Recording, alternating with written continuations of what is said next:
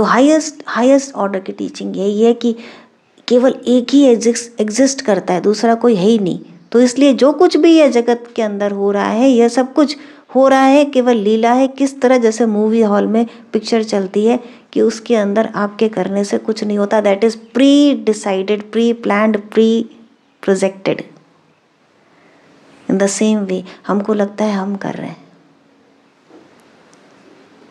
जैसे भगवान ने क्या कहा, ये न सर्वमिदं ततम, कि यह सब कुछ मुझसे ओतप्रोत है। और बार बार कहा, एक बार नहीं कहा ये बात, उन्होंने बार बार कहा कि सूत्र जैसे मणियां गुथी रहती हैं, उस तरह से ये सब कुछ मुझ में गुथा हुआ है, मैं सूत्र के रूप में विद्यमान हूँ।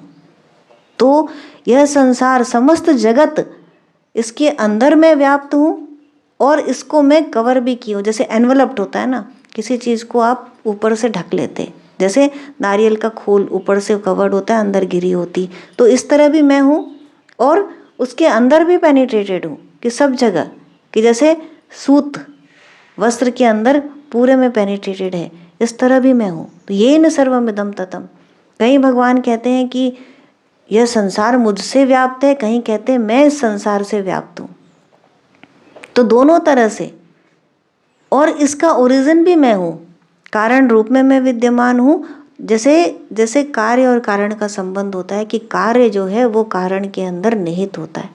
जैसे दही है तो अचानक नहीं प्रकट हो गया, वह दूध के अंदर पहले से था। कि यदि आपने बिलोया और उसमें मक्खन निकला तो मक्खन क्या बाहर से आया? नहीं, उसके अंदर पहले से था। तो ये जो कार्य है, जो उत्पत्ति है, वो कारण के अंदर पहले से विद्यमान है। इसी तरह से ये संपूर्ण जगत उस प्रभु के अंदर, उस विराट के अंदर, उस अनंत के अंदर पहले से विद्यमान है। लेकिन क्यों नहीं दिखाई देता? क्योंकि हमारी भोग दृष्टि होती है। कि जैसे किसी ने कहा कि हम तो ज्ञानी हो गए, हम तो ज्ञानी योगी हैं, हमारे अंदर ज्ञान है, प्रभु का ज्ञान है। तो क्या हो गया? अब वो ज्ञान का भोगी है, वो योगी नहीं है, वो भोगी है। किसका? ज्ञान का। तो ज्ञान भी भोग का कारण हो सकता है। किसी ने कहा कि हमारे अंदर भक्ति बहुत है, हम भगवान को प्रेम करते हैं, हम उसका सारा दिन नाम लेते हैं, हम जप करते हैं। अब वो क्या? भक्ति का भोगी हो गया। वो योगी नहीं हुआ, वो भक्ति का भोगी हो गया, क्योंकि वो भक्ति का भोग कर रहा है, भगवान के नाम का भी भोग कर रहा है। किसी ने कह दिया कि हम योग करते हैं, हम श्वासों की साधना करते हैं, हम दिन में 4 घंटा रोज योग करते हैं, ध्यान लगाते हैं। तो अब क्या हो गया? वह योग का योग भोगी हो गया। तो हम भोगी की दृष्टि रखते हैं, जब योगी की दृष्टि रखेंगे तो यह सब कुछ अलग और हम अलग। हम कौन? एको हम द्वितीयो नास्ति, अहम ब्रह्मास्मि। तो अब अलग कैसे हो गए? फिर 2 हो गए? नहीं, अलग होकर के एक हो गए। कैसे? कि जैसे समुद्र में तरंग, तो एक बात हुई कि तरंग, लगता है कि तरंग कौन है? ये तो जीव है, और समुद्र जो है वह परमात्मा है। लेकिन तरंग ही समुद्र है, तो तरंग क्या है? तरंग परमात्मा है और समुद्र जीव है। ये कह दे तो क्या गलत है? ये भी सही है। कि घट के अंदर एक आकाश है, तो घट ने एक आकृति बना दी और उसको कहा कि घटाकाश। लेकिन जो घट है उसका आश्रय क्या? उसका आश्रय भी तो आकाश ही है। तो यदि घट टूट जाए तो घटाकाश और बाहर का आकाश एक हो जाता है? नहीं, वह पहले से एक ही है। जो घट है वह मिथ्या है, जो आकाश है वह तो सत्य है, वो पहले से था, अब भी है और आगे भी रहेगा। तो मिथ्या क्या है इसमें? ना सतो विद्यते भावो, ना भावो विद्यते सतः। जो असत है उसका भाव नहीं है, घट नहीं है, शरीर नहीं है, यह जगत से संसार नहीं है, मैं और मेरा का भाव नहीं है, ये सब असत्य है। ना सतो विद्यते भावो, ना भावो विद्यते सतः। तो और सत्य जो है, जो सदा है, जो सदा था, सदा है, सदा रहेगा, उसका अभाव नहीं है। That is everywhere. जैसे हम यदि दो ये उंगलियां दिखाते हैं तो ये उंगली यहाँ से शुरू होकर के यहाँ खत्म हो गई। अब इन दोनों के बीच में उंगली नहीं है, तो क्या है ये उंगलियां क्या हुई? ये असत, ये सत्य नहीं है, क्योंकि ये इसका आरंभ है और इसका अंत है। लेकिन इसके बीच का जो गैप है वो यहाँ भी है, यहाँ भी है, यहाँ भी है और इसके अंदर भी है। हमारे अंदर भी आकाश है, हमारे बाहर भी आकाश है। It's everywhere. तो यही भगवान बता रहे हैं, ये न सर्वमिदं ततम, कि सब कुछ के अंदर पेनिट्रेटेड ओतप्रोत कौन है? वह मैं हूं।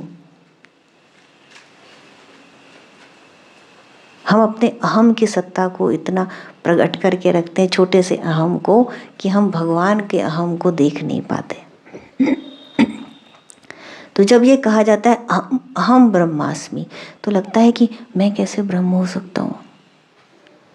अपनी सीमितता का तुरंत एहसास होता है कि आई एम सो लिमिटेड। हम तो 100 किलो भी उठा नहीं सकते हाथ से, तो कैसे हम ब्रह्म हो सकते हैं? तो इस अहम की सत्ता को बड़ा करना पड़ेगा, विराट के साथ जोड़ना पड़ेगा, उस सत्ता के साथ जोड़ना पड़ेगा। अपने आप को बूंद समझ करके हम सागर को अलग कर देते हैं। तो बूंद का जो आकार है, जैसे ही वो आकार टूटेगा वैसे ही क्या है, बूंद में था ही क्या पहले भी? सागर ही तो था। केवल उस आकार ने उसकी परिधि को सीमित कर दिया, लेकिन बूंद क्या उस सीमितता को एंजॉय कर रही है। प्रॉब्लम क्या है? हमारा एंजॉयमेंट विद दिस जगत। हम इससे ले रहे हैं, गिव एंड टेक का साइकिल चला रहे हैं। ये मेरा है और ये मेरा नहीं है, बस यही भाव। जैसे ही इससे ऊपर आते हैं वैसे ही वह सत्य सर्वत्र हो जाता है। तो भगवान ने 7वें अध्याय में कहा वसुदेव सर्वम। ये कहकर के उन्होंने इस बात को स्थापित किया कि केवल और केवल भगवान ही सर्वत्र हैं। तो सर्वत्र क्या है? एक एक श्लोक में कहते हैं, एक श्लोक भी यदि अंदर उतर गया तो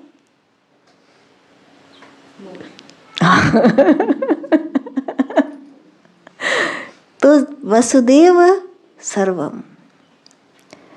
अब सर्वत्र क्या है? सर्वम क्या है? वह संसार है। लेकिन उसको, उसके अंदर उस वसुदेव को देखना, यही दृष्टि होनी चाहिए। सर्वत्र यदि हम उसी के दर्शन करें, उसके अतिरिक्त और कुछ है ही नहीं, तब और केवल तब हमारी बुद्धि भगवान को जानेगी। हमारी बुद्धि, हमारे हृदय में भगवान है ना। भगवान ने कहा ना कि तुम्हारे हृदय में मेरा स्थान है, और कहीं स्थान नहीं है। कहाँ स्थान है? तुम्हारे हृदय में स्थान है। तो हृदय में कौन है? जो श्रद्धावान बुद्धि है वो हृदय में स्थित है।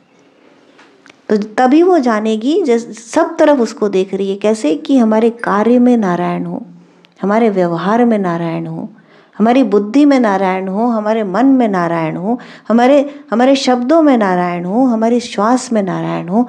तब उसका प्राकट्य होता है जीवन में, और तब आप कह सकते हैं कि जीवन सफल हो गया। क्योंकि जीवन और मोक्ष अलग अलग नहीं है। हम उसको, हमारी सोच उसको अलग अलग बनाती है। क्योंकि हमको लगता है कि जीवन हमारा 80, 90 या 100 साल का है, लेकिन मोक्ष अनंत है। पर यदि जीवन ही अनंत है, जीवन ही वासुदेव है, तो और कुछ बचा ही नहीं ना।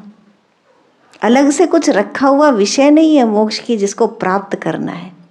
That is here and now.